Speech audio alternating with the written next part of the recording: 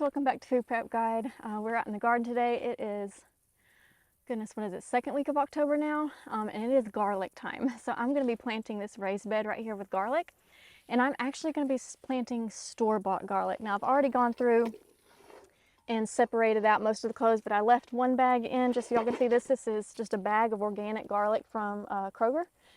And if you want the absolute best, highest quality garlic possible, you do want to purchase seed garlic, which is just certified disease-free. You're guaranteed that it hasn't been sprayed with anything, but it costs, it's a lot more expensive. And this year we are saving for some pretty big changes happening in the garden this coming spring, and it's going to cost a lot of money. So we're saving for it. So at this point in this season, I'm not willing to invest in garlic at the moment. So what I did is I have sprouted organic garlic from the store before, and it went just fine. I got a good harvest from it.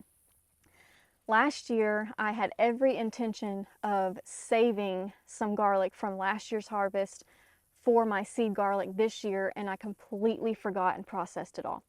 I'm really hoping I don't make that same mistake this year, because really, if you buy it once, grow it once, save the garlic from that harvest, then you won't ever have to buy garlic again. That's the idea. So I'm really hoping I remember this year. So I'm just going to chat about growing garlic today, as I'm just going to separate these heads while we have this chat.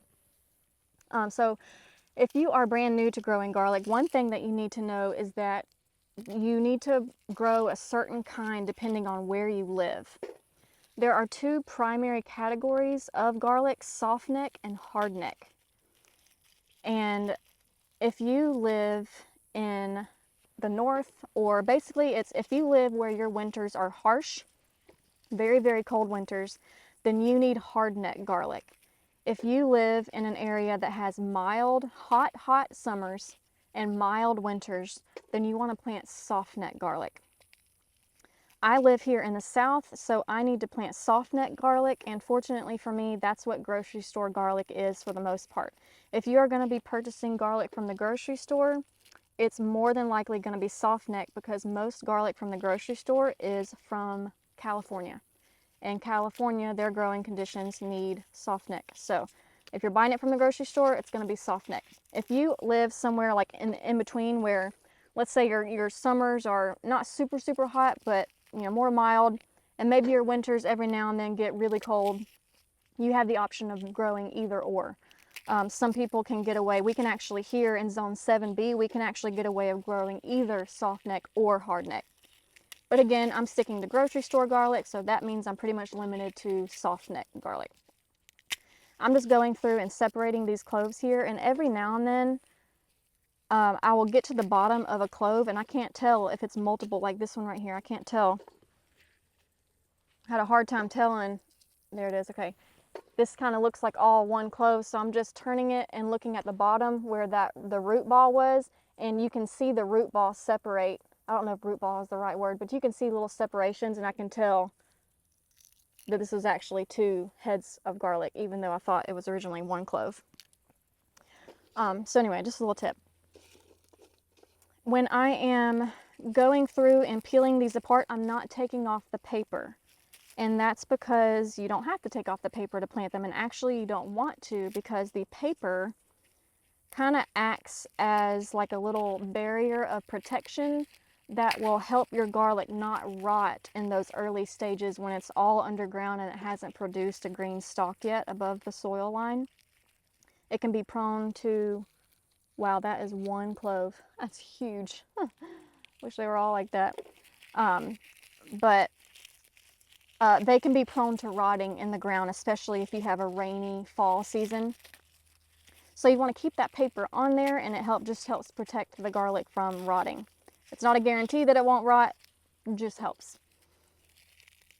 As far as timing goes, it is the first or second week of October, and it's time to plant garlic. And for the most part, you're going to plant garlic in the fall and harvest it in early summer. Right when late spring turns to summer is about when you're ready to harvest garlic. I think that's about it.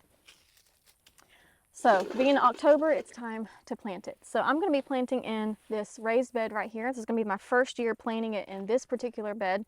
And knowing that I actually installed this bed particularly for garlic. Knowing that, I went ahead and planted a round of green beans in here just a few months ago and then pulled those beans. I actually didn't get much of a harvest anyway out of those, but I wasn't too disappointed because I actually planted the beans specifically to prepare the soil for the garlic. So what I mean by that is that anything in the legume family will fix nitrogen into the soil, into their roots and into the soil, and garlic needs nitrogen. Garlic needs nitrogen especially at the very early stages of growth because nitrogen is what produces the greenery. It's what produces that stalk. And then later in the season, like in spring, you want to fertilize with a phosphorus type fertilizer, which for me is bone meal. I actually have just a little bit, I mean not much at all. That's all that's left in this bag of bone meal. Very rich in phosphorus. Let me see if I can find the number. 2,14,0. That 14 is the middle number, so it is almost solely phosphorus. And phosphorus is what helps root plants form their roots. It helps roots form. And if you are harvesting something where the root is the fruit or whatever your goal is, like garlic and potatoes and carrots and onions and all that, you want to fertilize with bone meal. I'm going to be going through and fertilizing again with bone meal in the spring, probably around March-ish. But I'm also going to go ahead and amend my soil with this really quick. It's not much at all, which is why I'm going to be adding more. But theoretically, you could go ahead and amend your soil heavily right now in the fall before planting and not even worry about fertilizing come spring. So let me just sprinkle this throughout here real quick.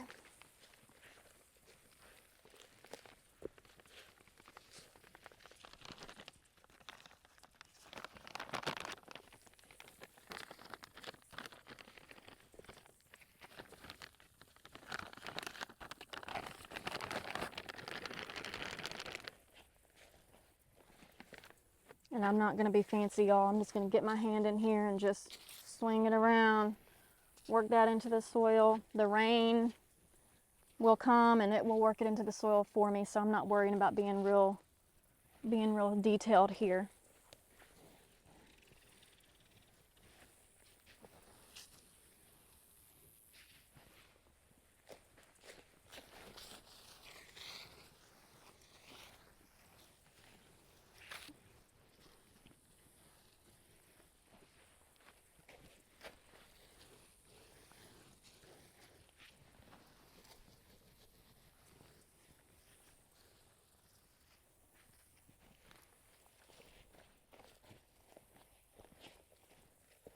Let's talk soil really quick.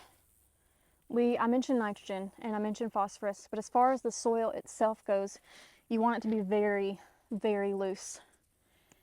That took the breath out of me. I need to exercise more.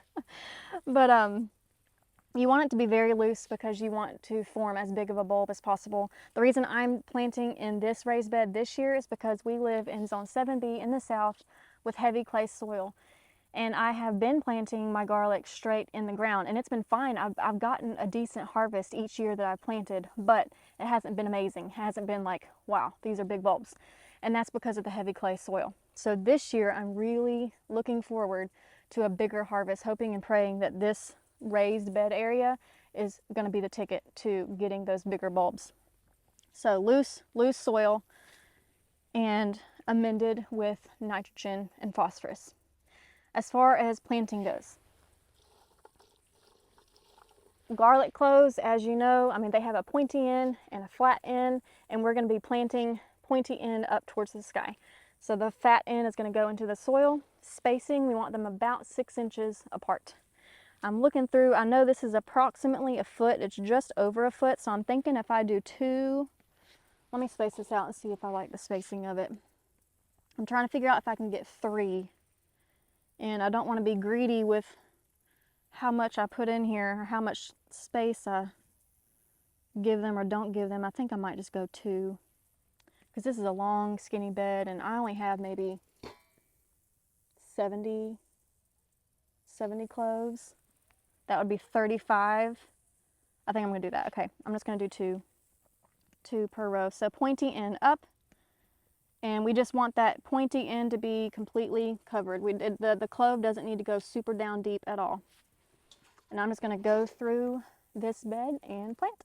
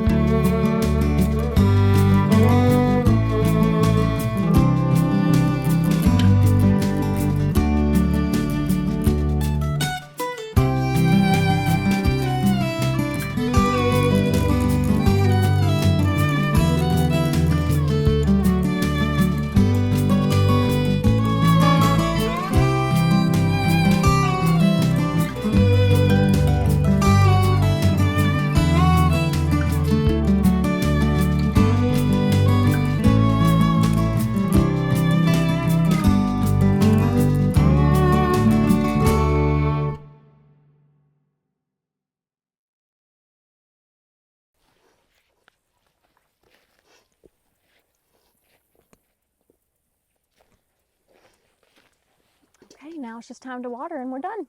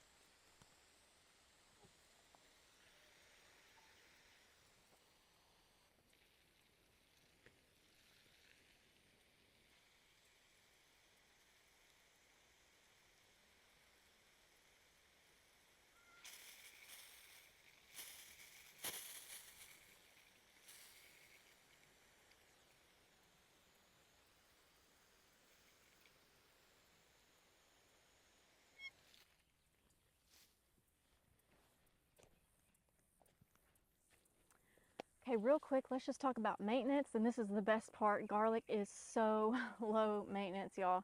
There was one year that I honestly completely forgot about my garlic because I only planted maybe 10 or 12 cloves, and I didn't do anything to it, literally nothing, and I got decent size heads on all 12 cloves. Now, for maximum harvest, I guess you could say, and maximum protection to avoid accidents or damage during the garlic growing season. I'm just going to be watching, since this is a soft neck variety and it can't technically take really, really harsh winters. We've been having some crazy winters here in the last few years, so I'm going to be watching for temperatures to drop below like a 10-degree line. And anything below that, I'm going to come out and mulch this garlic bed with probably leaves. But honestly, I'm going to use whatever I have available. I'm not going to go to the store and buy anything. If I have hay, spoiled hay works good. Leaves work good. Lawn clippings, grass clippings, things like that. I wouldn't put wood mulch on top of here, but, or excuse me, wood chips. I wouldn't put wood chips on top of here. I would put aged mulch if I had it, but more than likely it's going to be either spoiled hay or leaves. And I'm just going to cover this whole bed, excuse me, I'm about to fall back, and just make sure that I kind of let the green stalk poke through, you know what I mean? Like, I don't want to completely block out the sunlight because garlic does need direct sunlight. And I'm just going to make sure that each of those stalks are peeking through the leaf mulch or whatever mulch I lay down, and that's all I'm going to do. I'm going to keep an eye on the rain and make sure it's getting adequate rain. They do need a decent amount of rainfall. That's usually not an issue in the fall, but I am going to go ahead and water for probably the next few days because there isn't any rain in the forecast, at least that I know of. I need to check again. But garlic isn't something that I have to water throughout the season. I might water it 2, maybe 3 times. And like I said, it is so low maintenance. In the spring, if you don't heavily amend your soil with some phosphorus, then go ahead and add some phosphorus in the form of like bone meal or rock phosphate. Go ahead and add that in the spring, and that's all you need to grow garlic, y'all. It is a fantastic crop to get started with. It's fun to grow. It is a long growing season, so you do need to pick where you want it strategically because it's going to have to stay there all the way from October all the way till about June-ish. So that's the only thing to keep in mind. Okay, y'all, I hope this is helpful to y'all. I certainly had fun planting. We'll see y'all next time. Bye.